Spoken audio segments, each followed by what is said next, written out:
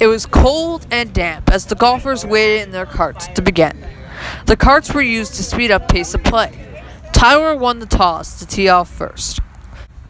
Both Tyler and Scott bogeyed on their first hole as their nerves seemed still high for the start of the tournament. They both bounced back in hole 2, with Tyler just missing a birdie and Scott making one from a couple feet away. One of Scott's most challenging holes was the par 4 third hole. He took a penalty stroke for hitting out of bounds, but recovered with a solid 2-putt to finish the hole. Both parred the fourth hole, with each of them coming within a foot of a birdie on 10-foot or more putts. On hole 5, Tyler just missed par, but still gained a stroke on Scott, who just missed his bogey putt.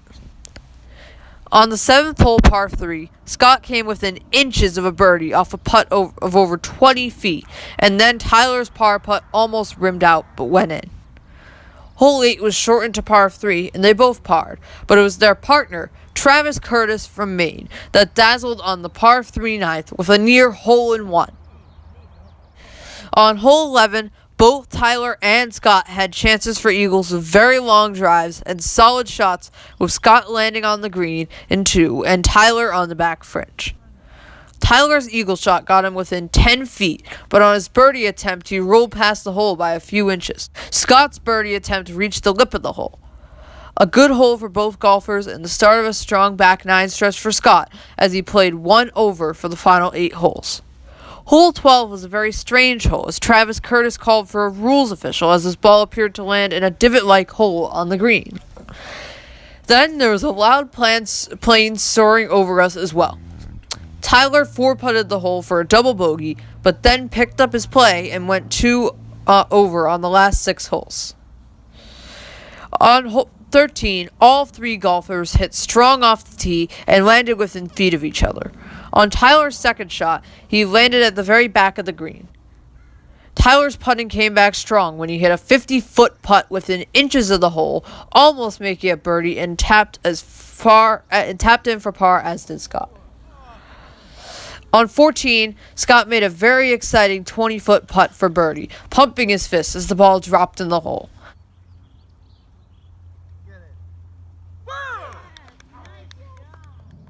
Tyler had a 3-foot birdie putt lip out of the hole after a tremendous tee shot, but he had to settle for a par tap it. On 15 and 16, the tee shots of Tyler and Scott landed really close, like they had on 13. Their scores were close too, as Scott had par and a bogey, and Tyler was really close to matching it, just missing on a par putt on 16 to go bogey and par. Hole 17 is Eagles Talent's signature hole. It's a par 3 over a lot of water, and the tee was moved up. The green has 3 levels, making putting difficult. Travis Curtis had his birdie putt just missed from 10 feet, go in and out of the hole. Scott and Tyler each had very long putts for birdie and let themselves about 3 feet on either side of the hole. All 3 golfers got par. The long par 5 18th hole was an adventure for all 3 golfers, starting with Tyler's tee shot that got a lucky bounce off the cart path to avoid landing in a hazard area. Travis Curtis ended up with a 9 after getting in trouble with the water. In the end, both Tyler and Scott had 1-foot putts to end the round with a par, but Scott's putt just slipped out. Still, both golfers finished strong and within 2 strokes of each other. They hope to carry their momentum into tomorrow.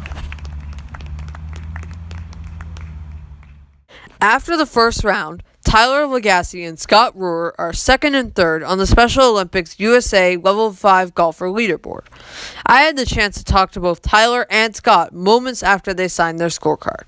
Even though my cameraman, my dad Ken, had his first technical difficulty with one of my interviews, the audio came through for you to enjoy. I also had the chance to quickly speak to the round 1 leader, Brock Iokai. Listen to the interviews and tune in tomorrow for another update after round 2 completes. Think of any because I didn't birdie any holes. However, I managed to break 80 somehow. It may sound a little unimpressive. Anyway, my goal was to play conservatively, and regardless of what hole I was on, I just had to keep the ball in play, and I felt I did a very good job about it, and I didn't lose any golf. Now, which hole was the most challenging? Well, I should say, it's tough to tell. It's my first time out there. I'd say the first hole is always the toughest because you don't know what to expect. However, I managed to get through that hole with a bogey, and of course, the rest of the hole is the rest of the course is just a blur. And how are you feeling after day one? Not bad. I had a few putts that got away from me. Actually, now that you think of it, I think one of my best holes had to be that par 3. I think it's like the second par 3 on the back 9. I forget which hole, but I put my 17. No, it was one before. I think it was like 14. Yeah, it was definitely the 14th hole. I used a 7-iron. I put it to within 5 feet of the hole from like 170 yards out, and I still missed that putt for birdie. And it's a very tough course, though. A lot of long, narrow holes. Yeah, those greens are undulating. I mean, they're very confusing. They're very hard to read. They're always hard to read. They're always hard the first time. I mean, they're always hard to read when you come here for the very first time. It's my first ever time in Washington, anyway. How would you describe this course? Well, it's quite challenging, but manageable, of course. I mean, you can steal a few birdies here and there, and if any luck, you might have a chance to eagle. I mean, I had a chance at eagle at the 10th hole, and of course, I ended up making par. Sometimes golf is a very funny game where some things don't work out the way you want to, but if you try hard enough, you'll find that you would have done the best that you could. This is Andrew Roberts of Boston Sports Mania, Flutie Fellow, signing off. So, Scott, which hole do you think was the best for you? Best for me? I think the best hole would probably have to be, there's at least 3 of them, 7, 8, and 9, but I think 9, the par 3, I think right now is the best one. What was the most challenging? The next hole, number 10, it was a pretty decent hole, but there's still a lot of challenges. Very long and narrow. Very long and narrow. And how are you feeling after day one? Well, after day one, a little. I wouldn't say displeased, but I'm still hanging in there. It was an off day today, and it wasn't too bad. And how would you describe this course? Best shape. I would say the best shape this course has ever had. It was truly a good experience. The only thing I have to say is the greens are really rough, especially while trying to take a good look at it.